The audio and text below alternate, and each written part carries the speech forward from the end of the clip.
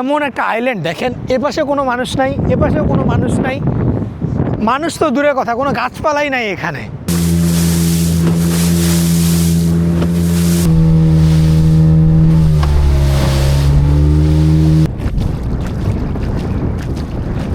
কি মাছ আসলে বোঝা যাচ্ছে না, বাট সাইজটা বেশ ভালোই। কুয়াকাটা 0 পয়েন্ট থেকে বঙ্গোপসাগর হয়ে আমরা ঢুকেছিলাম কুয়াকাটার খুব কাছের একটি চর বিজয়। সেখানে আমরা কিভাবে গেলাম, কি কি দেখলাম, আমাদের অভিজ্ঞতা কেমন ছিল এবং সবার শেষে মাছ ধরার যে দারুণ একটা এক্সপিরিয়েন্স, সবকিছুই আমরা শেয়ার করব আজকের এই ভিডিওতে।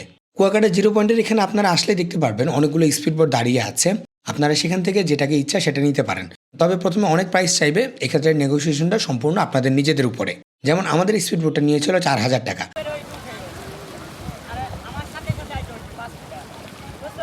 আমরা যখন রওনা দিচ্ছিলাম ঘড়িতে তখন বেলা 3টা। আমরা জাস্ট লাঞ্চ শেষ করেই রওনা দিয়ে দিচ্ছিলাম, কেননা সেখানে তাড়াতাড়ি যেতে হবে, গিয়ে আবার সন্ধ্যার আগেই ফিরে চলে আসতে হবে। যেহেতু সেখানে কোনো মানুষজন থাকে না, নির্জন একটা প্লেস, সো রাতে থাকার জন্য বা বেশি দেরি করার জন্য মোটেই সেফ হবে না।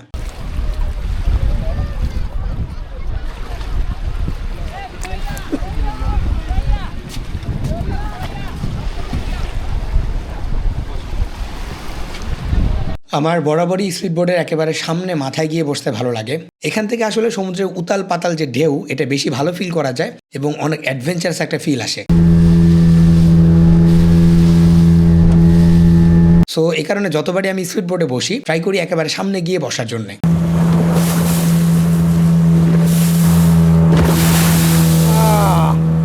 আর এবারে সফর সঙ্গী হিসেবে কিন্তু আমার টিম মেম্বার একজন না, এবার টিম মেম্বার অনেকেই। ইনফ্যাক্ট যারা স্পিডবোট চালাচ্ছেন তারাও আমার ভিডিও দেখেন এবং তারা আমাকে চেনেন দেখে আমার সাথে যাচ্ছেন।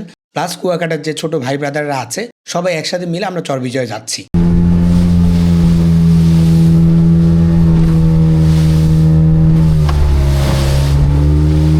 বেশ মনে রাখার মতো একটা মেমোরি ছিল, যেটা আপনারা দেখলেই বুঝতে পারবেন।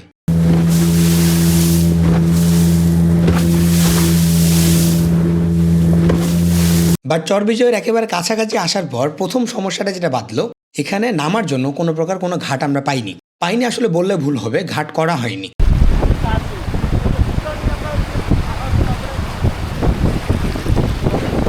কেন করা হয়নি? এখানে আসলে খুব একটা মানুষ তেমন আসে না। যারাই আসে তারাই মূলত এখানে পানিতে নামে এবং পানিতে নামার পর তারা কিছু দূর হেঁটে গিয়ে তারপরে উপরে ওঠে এবং পরে পুরো চরটা ঘুরে ফিরে দেখে আবার চলে যায়।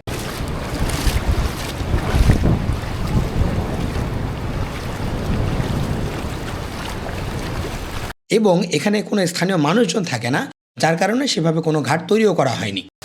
এখানকার নাম্বার 1 হচ্ছে সমুদ্রের পানি এক্সট্রিম লেভেলের ঠান্ডা। তারপর এই জায়গাটাও প্রচণ্ড ঠান্ডা, বাতাস অনেক।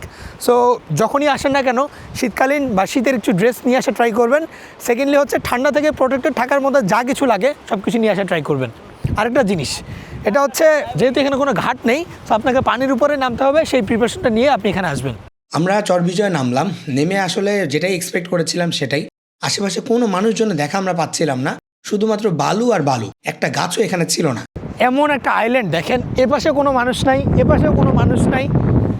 মানুষ তো দূরের কথা, কোনো গাছপালাই নাই এখানে। মানে এমন রেয়ার একটা জায়গা বাংলাদেশে আছে, এটাই হয়তো আমরা জানি না।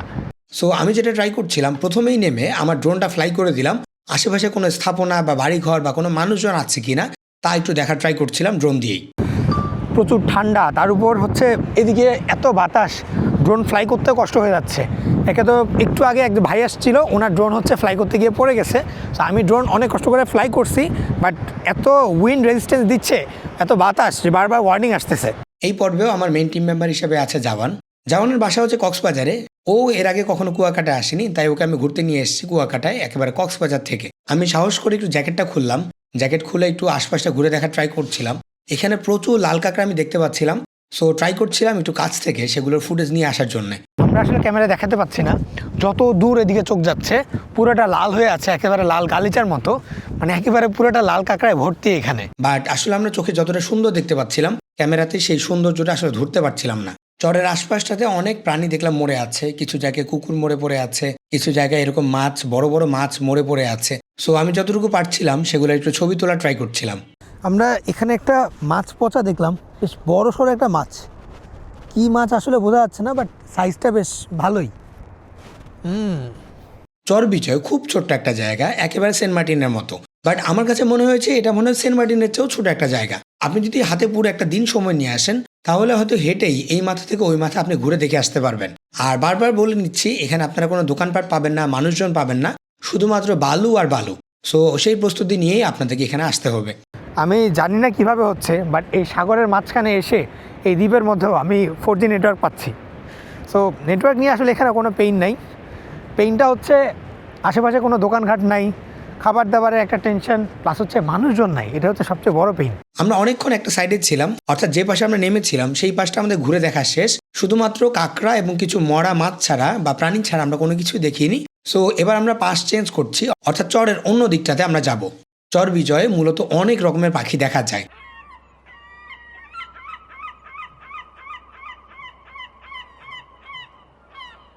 আপনারা যারা পাখি প্রেমী বা পাখির ছবি তুলতে পছন্দ করেন তাদের জন্য নিঃসন্দেহে এই প্লেসটা খুব ভালো একটা অপশন।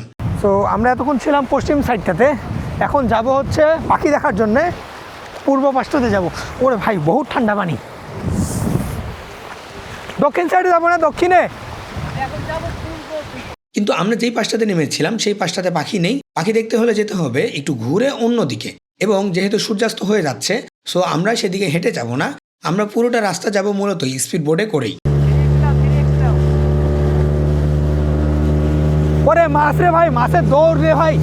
ওপাশে যেতে না যেতেই অবশ্য আমরা কিছু পাখি দেখা পেতে শুরু করলাম। আমরা দিকটা চেঞ্জ করেছি, এখন পূর্ব দিকে আসছি।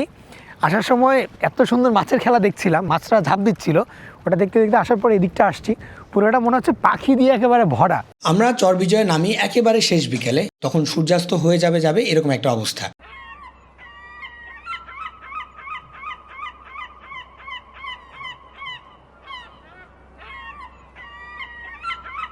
নামতেই দেখলাম এক গাদা পাখি এক জায়গায় বসে আছে। তারা হয়তো সেখানে রেস্ট নিচ্ছিল বা এখানে হয়তো তারা থেকে যায়, এবং আশেপাশে প্রচুর মাছ লাফালাফি করছিল। পুরো জায়গাটা একেবারে আমার কাছে স্বপ্নের মতো লাগছিল দেখতে।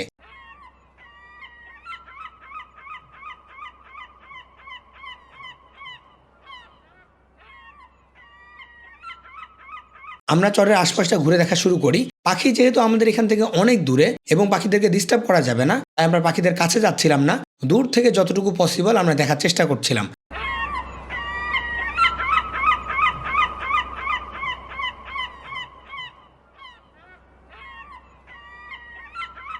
আমি বাংলাদেশের এত জায়গায় পাখি দেখেছি, এত জায়গায় পাখি দেখতে গিয়েছি, পাখির ভিডিও করতে গিয়েছি, বাট এই চর বিজয়ের মতো এত সুন্দর এত পাখি এক জায়গায় আগে কখনো আসলে দেখিনি। সো এই পুরো ব্যাপারটা আমার কাছে একেবারে স্বপ্নের মতো চমৎকার লেগেছে।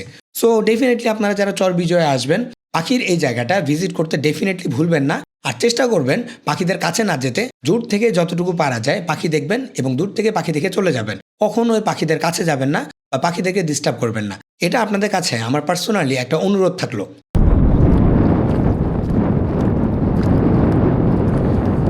জেলে ভাইরা জোয়ারের সময় এখানে জাল বিছিয়েছিলেন, জোয়ার নেমে গেছে, ভাটা পড়ে গেছে এবং সেই জালে ছোট বড় অনেক প্রকারের মাছ আটকে পড়েছে। সুন্দর একটা জাল বিছানো, অনেক লম্বা, আর পুরোটাতে হচ্ছে মাছে আটকা দেখেন, আর মাছগুলো সবগুলো তাজা। আমার যেহেতু মাছ ধরার অনেক বড় একটা নেশা, তো আমি সেটা দেখে আসলে নিজেকে ধরে রাখতে পারিনি, ছুটে চলে গেলাম মাছ দেখতে। ইনফ্যাক্ট বেশিরভাগ মাছই জীবিত। সো আমার ইচ্ছা করছিল সেখানে আগুন জ্বেলে মাছগুলোকে খাওয়া শুরু করে দেই, বাট আমি আশেপাশে কাউকে দেখছিলাম না যার কাছ থেকে আমি পারমিশন নিয়ে মাছগুলো কালেক্ট করব বা মাছগুলো ধরে নিয়ে যাব। মাছ ধরা দেখতে দেখতে একেবারে সূর্য ঢলে যাচ্ছিল, মানে সূর্যাস্তের একেবারে শেষ অবস্থা যেটা। পাখিরা তখনও ওড়াউড়ি করছে।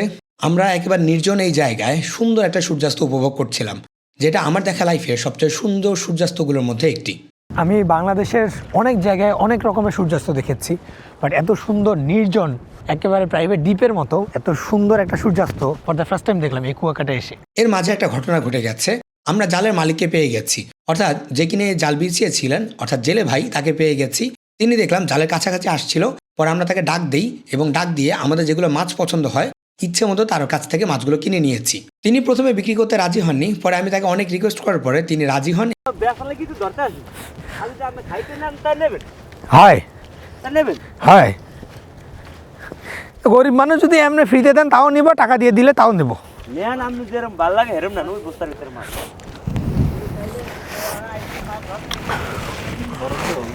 না বড় বড় ফাইছে। আসলে আমার কাছে তখন দামটা মুখ্য ছিল না, সমুদ্রের একেবারে নিজের হাতে ধরা ফ্রেশ মাছ এগুলো মাছ আমি রান্না করে খাবো, এই মজাটাই আসলে তখন নিজের কাছে বেশি প্রাধান্য পাচ্ছিল। তো এই কেজি কত করে মাছের? এগুলোর কেজি তো কলাপাড়া দিয়েছি আমরা 300 টাকা, বুঝলেন? ও ভাই শুনেন, আপনাকে এলাকায় আইসি, 300 টাকা করে লাভ নেই, 200 টাকা করে দেন, 1 কেজি নিয়েছি। গাড়াগাড়ি করে এই সুন্দরবন যে কোন মাছ মাছ নিয়ে গাড়াগাড়ি করে এই দেখছেন তারা এই? মানুষ ও ভাই ছেলেদের নিয়ে ভাই শুনুন শুনুন আমরা হ্যাঁ এই মাছটা হ্যাঁ কেজি ঠিক আছে হ্যাঁ। কলাপাড়া ও ভাই শুনুন, এই মাছটা যে বাদ দেন, আপনি আমার 1 কেজি 200 টাকা দিয়ে দেন, ভাই খেয়ে খাই দিয়ে চলে যাবো। আর গরিব মানুষ, আমি আপনারা ফ্রিতে চাইছি, আপনি কাছে ফ্রিতে দেবেন না, তো টাকা দেবো, ওই মাছটা না নষ্ট হবে কেন? এতে 2টা মাছ নেই, আর ওখানে 2টা মাছ আমি জেতা দেখেছি, ঠোঁট লম্বা কাকিলা। যাই হোক, আমরা ভালো দামাদামি করেছি এবং দামাদামি করার পরে জেলে ভাইকে রাজি করিয়েছি। তিনি আমাদেরকে মাছ দিতে রাজি হয়েছেন এবং আমরা যতটুকু চাই তিনি বলেছেন ততটুকুই মাছ দিবেন। আমরা ওনাদেরকে আগেই বলেছি আমরা ব্যাগের বা আগের কোনো মাছ নিব না, আমরা এই জাল থেকে যেগুলো মাছ একেবারে তাজা লাফাচ্ছে, সেই জীবিত লাফ দেওয়া তাজা মাছগুলো আমরা বেছে বেছে নেব। সো আমরা সেটাই করছিলাম। এখানে জেলের ভাইদেরকেও পেয়ে গেছি, সো ওনাদের থেকে আমরা যতটুকু পারা যায় মাছ নিয়ে চলে যাচ্ছি, সো দ্যাট ফ্রেশ সাগরের মাছটা খেতে পারি।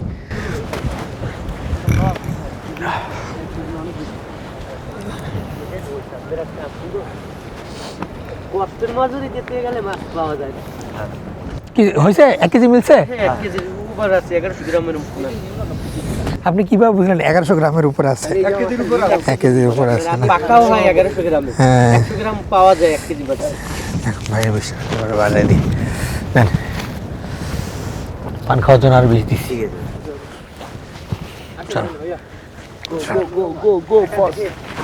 কষ্ট হয়ে গেছে? না না না আমাদের মাছ ধরা হয়ে গেছে, মাছ নেওয়া হয়ে গেছে, খুব ভালো একটা সময় কেটেছে জেলে ভাইদের সাথে। আমি ভীষণ এক্সাইটেড এই তাজা মাছগুলো নিয়ে, কেননা সমুদ্রের তাজা মাছ রান্না করে খেতে দারুণ লাগে এবং টেস্টটা খুব ভালো পাওয়া যায়। সো এগুলো খাওয়ার জন্য আমি আসলে অনেক বেশি এক্সাইটেড।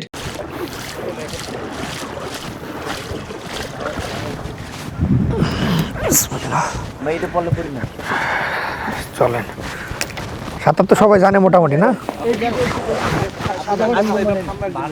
ও ঠান্ডার জন্যে। আমরা স্পিড বোটে উঠে গেছি, সূর্য যেহেতু ডুবে যাচ্ছে, সো আমাদেরকে খুব তাড়াতাড়ি আবার কুয়াকাটা পৌঁছাতে হবে।